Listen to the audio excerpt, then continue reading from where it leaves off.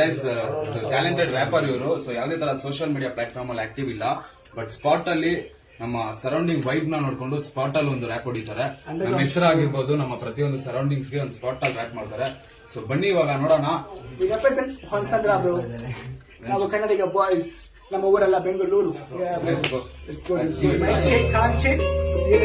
Crazy.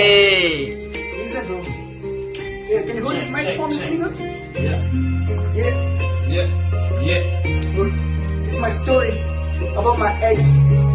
Yeah, this is how it goes. I'm ex, baby.